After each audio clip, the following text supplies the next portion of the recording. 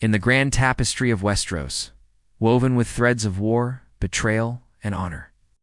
One name echoes through the ages, a whisper that ignited a rebellion and shaped a kingdom: Lyanna Stark. She is often remembered as the beautiful, wronged maiden whose abduction sparked Robert's rebellion. But the truth, as is often the case in the Game of Thrones, is far more complex and heartbreaking.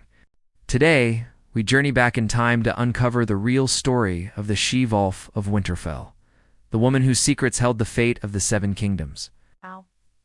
Born into the stoic and honorable House Stark, Lyanna was anything but a conventional lady.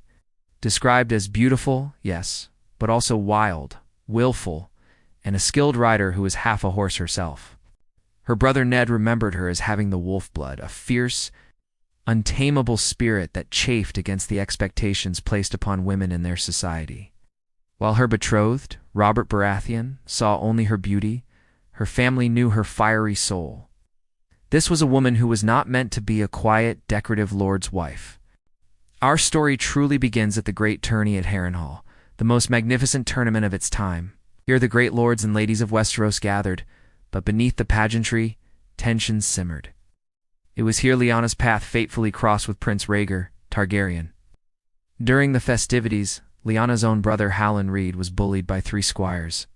In an act of defiance, Lyanna came to his defense, tending to his wounds and introducing him to her brothers. Later, a mysterious knight, known only as the Knight of the Laughing Tree, entered the lists. This small, slender knight, bearing a shield with a laughing weirwood tree, challenged and defeated the 3 knights whose squires had attacked Hallan Reed. The mystery knight vanished, and King Aerys, too, paranoid as ever, sent his son Rhaegar to unmask the challenger. Rhaegar found the knight, but what he saw, he kept to himself. Most believe it was Lyanna Stark beneath that armor, a secret Rhaegar now shared. The tourney's climax became a moment that sent shockwaves through the realm. After winning the final joust, Prince Rhaegar, in a stunning breach of decorum, rode past his own wife, the Dornish princess Elia Martell, and laid the victor's crown of blue winter roses in Lyanna Stark's lap. It was a gesture both romantic and deeply scandalous. For a prince to publicly favor another woman over his own wife was an insult that the powerful House Martell would not forget. For Lyanna, betrothed to Robert Baratheon, it was a dangerous honor. But what drove Rhaegar, the thoughtful, melancholic prince, who preferred his harp to a lance? The answer lies in prophecy.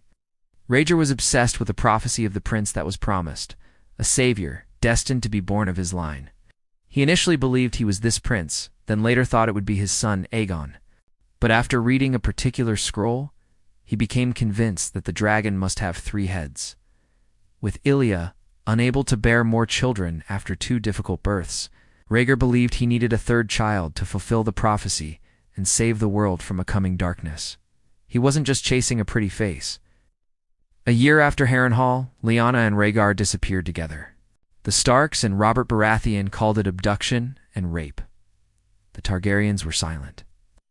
But those who knew Lyanna, her wild heart, and her disdain for Robert's philandering ways, suspected a different story: elopement. It seems Lyanna, the wolf maid, chose to run with the last dragon. This single act lit the fuse.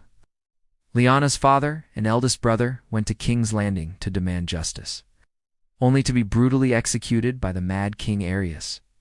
This atrocity called the banners of the North, the Vale, and the Stormlands. Robert's rebellion had begun, a war fought over a lie. The war raged across Westeros, culminating in Rhaegar's death at the Trident at Robert's hand. After the sack of King's Landing, Ned Stark rode south to Dorne, to a small fortress Rhaegar had named the Tower of Joy.